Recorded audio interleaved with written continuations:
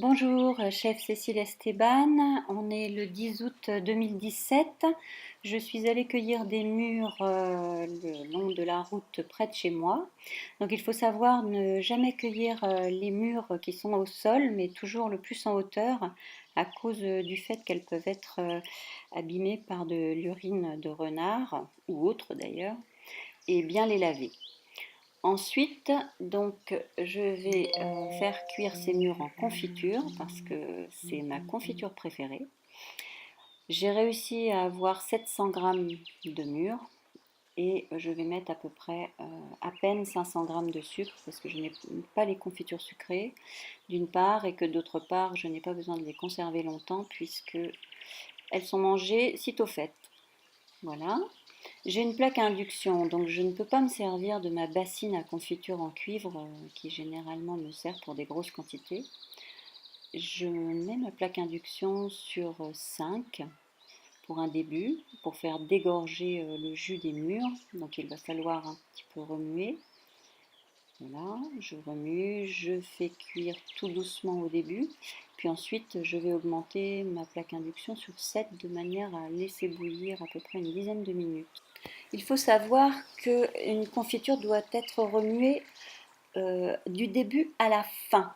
Pourquoi? Pour ne pas qu'elle brûle au fond. Donc là, vous avez une confiture qui va être parfaite. Vous n'avez pas à avoir de confiture attachée au fond. Si vous ne la remuez pas, si vous laissez 5 minutes votre confiture, elle risque d'attacher et ce serait dramatique parce que l'odeur du brûlé dans la confiture gâche toute votre confiture. Voilà, le perlé dont je vous ai parlé tout à l'heure, c'est-à-dire que voilà, ma confiture est presque prête. Lorsqu'on lève la cuillère en bois, on laisse tomber donc le jus et vous voyez qu'une fois froide, ma confiture va être gélifiée. Je vais donc pouvoir arrêter ma confiture.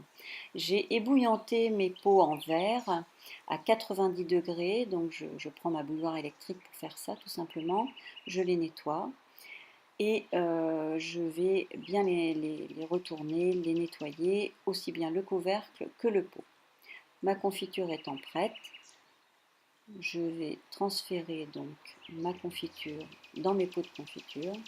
Bon, j'avais espéré en avoir trois pots, mais finalement, ça ne fera que deux petits pots.